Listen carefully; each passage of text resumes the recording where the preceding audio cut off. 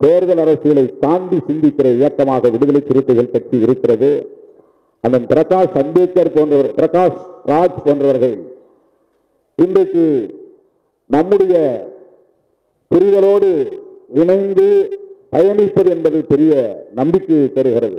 ஏனென்றால் திரையுலகத்திலே பலரும் எப்படிப்பட்ட விவாதங்களை நடத்தி கொண்டிருக்கிறார்கள் என்பது நமக்கு தெரியும். எவ்வளவு சாதியவாதிகள் திரை அரங்கில் இன்றைக்கு கோலோச்சுகிறார்கள் என்பதையும் நம்மால் உணர முடியும். சாதிய மதவாதிகள் ஒருபுறம், பிரகாஷ் ராஜ் போன்ற முற்போக்கு சிந்தனையாளர்கள் ஒருபுறம் என்று திரையரங்கில் இருந்தும் முற்போக்கு குரல் ஒலிக்கிறது. அதை வரவேற்பது நம்மை போன்றவர்களின் கடமை.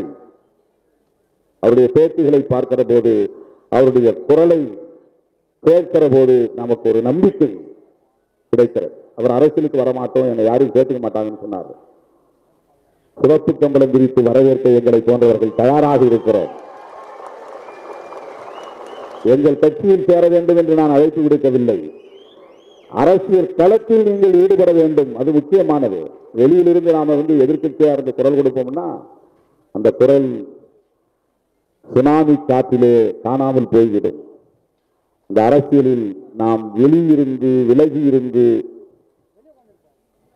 எந்த தாக்கத்தையும் ஏற்படுத்த முடியாது.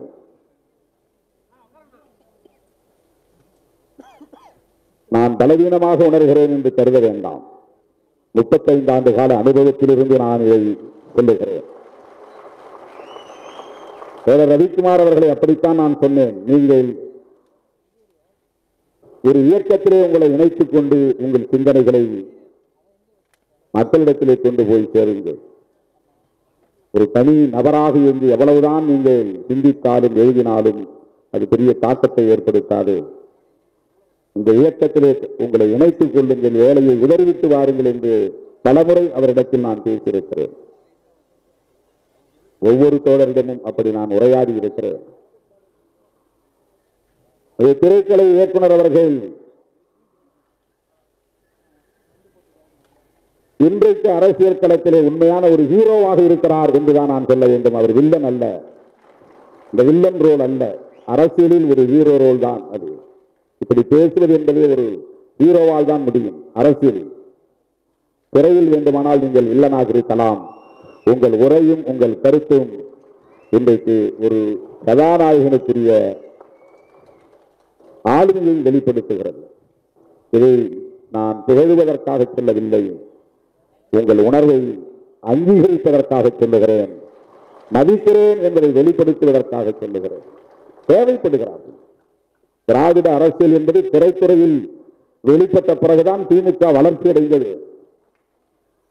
திரைத்துறையிலே எம்.ஆர். ராதா போன்றவர்கள் பேசத் தொடங்கிய பிறகுதான், எம்ஜிஆர் போன்றவர்கள் இந்த கொடியை உயர்த்தி பிடித்த பிறகுதான், NSK போன்றவர்கள் நகைச்சுவை மூலம் அதை வெளிப்படுத்திய பிறகுதான், கலைஞர் அவர்கள் அதை காவியங்களாக படைக்கத் தொடங்கிய பிறகுதான் வெகு மக்களிடம் திமுக வேகமாக போய் சேர்ந்தது என்பதை யாரும் மறுத்துவிட முடியாது. திரைத்துறையில் இப்படிப்பட்ட முற்போக்கு சக்திகள் இன்னும் வலுவாக பேச வேண்டும். வெற்றிமாறன் போன்றவர்கள் இன்னும் பலர் உருவாக வேண்டும். பிரகாஷ் ராஜ் போன்றவர்கள் உருவாக வேண்டும். தம்பி ரஞ்சித், தம்பி மாரி ராஜ் போன்றவர்கள் இன்னும் ஏராளமானவர்கள் உருவாக வேண்டும். பெரியாரை பேசுகிறவர்கள், அம்பேத்கரை பேசுகிறவர்கள், மார்க்சை பேசுகிறவர்கள் திரைத்துறையிலும் ஆளுமை செய்ய வேண்டும். அண்ணன் முத்தரசன் அவர்கள் இன்றைக்கு அரிசி படத்தின் ஹீரோவாக நடித்துக் கொண்டிருக்கிறார். அந்த படம் விரைவில் வெளிவர இருக்கிறது. புகழுக்காகவா பணத்துக்காகவா? இல்லை, அரசியலுக்காக, விவசாயிகளின் நலன்களுக்காக இன்றைக்கு அந்த பாத்திரத்தை ஏற்று அவர் நடிக்கிறார். என்னை திரைத்துறைக்கு அழைத்த போது எனக்கு எதுவுமே தெரியவில்லை திரைத்துறையை பற்றி. இப்போது யாரும் அழைக்கவில்லை. அப்போது வலிந்து வலிந்து அழைத்தார்கள். அப்போது நான் அதை உணரவில்லை. தோழர்களே, தமிழ்நாட்டு அரசியலில் திரைத்துறையின் பங்கு மகத்தானது. ஆகவே திரைத்துறையில் முற்போக்கு சிந்தனையாளர்கள் தேவை. முற்போக்கு சிந்தனையாளர்களின் ஆளுமை என்பது தேவை. நம்முடைய தோழர் அண்ணன் பிரகாஷ் ராஜ் அவர்கள் இவ்வாறு சிந்திப்பதும் செயல்படுவதும் ஏதோ பிஜேபியை எதிர்க்கிறார், மோடியை எதிர்க்கிறார் என்பதற்காக நாம் அவரை பாராட்டவில்லை. அவருடைய பார்வை பெரியார் பார்வையாக இருக்கிறது, அம்பேத்கர் பார்வையாக இருக்கிறது, மார்க்சிய பார்வையாக இருக்கிறது, கௌரி லங்கேஷின் கருத்தியலை வெளிப்படுத்தக்கூடிய ஒரு பார்வையாக இருக்கிறது என்பதால் அவரை நாம் போற்றுகிறோம், பாராட்டுகிறோம், வாழ்த்துகிறோம்.